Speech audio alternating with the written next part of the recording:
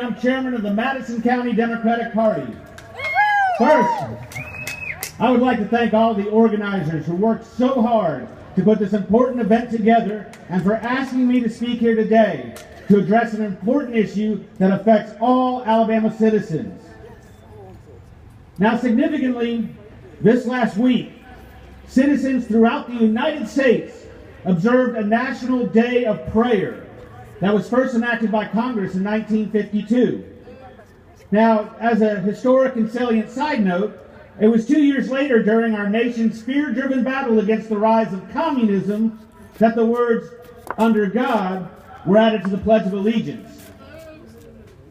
But the stated purpose of this highly symbolic, but functionally unnecessary National Day of Prayer event was twofold. That it would be a day when adherents of all great religions could unite in prayer, and that it may one day bring renewed respect for God to all peoples of the world. Of course, this was profoundly problematic because not all American citizens believe in God. Yeah! That's right! And subsequently, there were legal challenges to this well-intentioned but misguided state-sponsored event. In 2008, the Freedom from Religion Foundation filed suit to challenge the observance, and a federal judge found the National Day of Prayer unconstitutional. However, in 2010, the decision was overturned on appeal by a federal three-judge panel ruling that the Freedom from Religion Foundation did not have standing to sue because the National Day of Prayer had not caused them harm, and stated that a, quote, feeling of alienation cannot suffice as injury. So with an altruistic and idealistic goal that harmless prayer would serve to unite American citizenry, we observed another National Day of Prayer this last week. But sadly, it did not serve its intended purpose of unification, nor did all the peoples of the world find new respect for God. You see, a Christian religious leader, Dr. James Dobson, deliberately manipulated the event to advance his own controversial political agenda by calling our nation's president and commander-in-chief the abortion president. His remarks were unduly partisan, disgusting, unfounded, and extremist. So much so that Congresswoman Janice Hahn felt compelled to leave the event, stating, "We have this annual National Day of Prayer, which is supposed to bring our whole country together to pray for our nation, and typically you put politics aside and you come together." But Dr. Dobson just absolutely violated that, and I really think he did damage to what we try to do up here in Washington, D.C. Wow. So I ask you today, did this observance cause harm to anyone? Yes. Yes, it did. Did this observance cause feelings of alienation that could be construed to suffice as injury? Yes. More importantly, did it meet its stated purpose, or did it in any conceivable way support or advance any of the clearly stated goals of self-governance as defined in our representative democracy identified in the framework of our Constitution? No.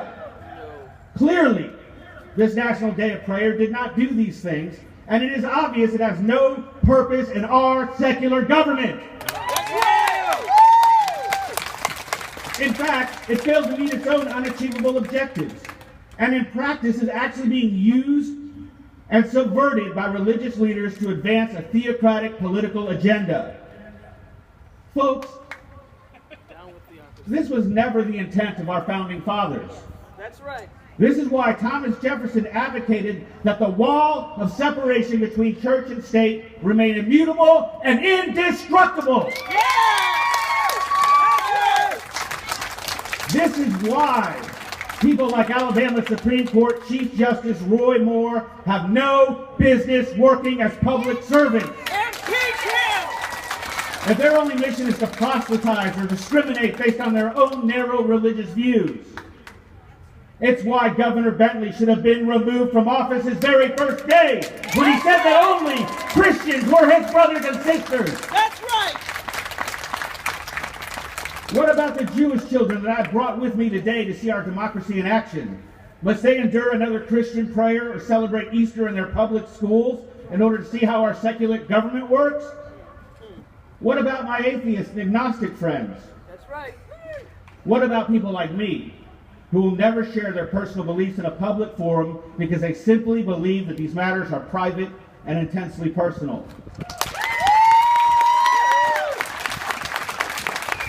Am I to be alienated by Governor Bentley for this? This type of public misconduct and the blatant abrogation of their oath of office to uphold the Constitution is precisely why we are here today, to demand that we keep our government free from religion and our religions free from government. Separate. Forever separate. It's also why we champion the right to practice any faith and the liberty to not believe in any faith at all. These freedoms are fundamental and inalienable. They are the solemn and irrevocable birthright of every single American. That's right. This is about freedom. The truth is that we must defend and vigorously maintain the separation of church and state to safeguard the essence of our freedom as American citizens. This is the very reason why you can practice your personal religious beliefs without penalty, or choose to believe nothing or anything you wish. That, my friends, is the definition of freedom. That's right. It is this freedom that defines our American history, and it is this freedom that composes the song that we call our American dream. This is about freedom! Yeah! Now, as Thomas Jefferson once said, it does me no injury for my neighbor to say that there are 20 gods or no God. Right. It neither picks my pocket nor breaks my leg. This is about freedom! That's right.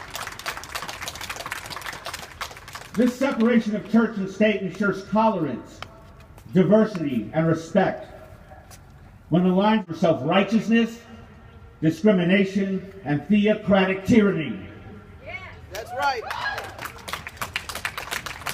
My friends, if freedom matters to you, I encourage you to vote this November, and I ask you to vote for the candidates and the party that will ensure your freedom. That's right. Let's work on respecting the great diversity of religions and belief systems before we elect more theocratic politicians who would deny you the right to your own beliefs and opinions. That's right. Today, my friends, and the reason we're gathered here today, this is all about freedom. Thank you so much.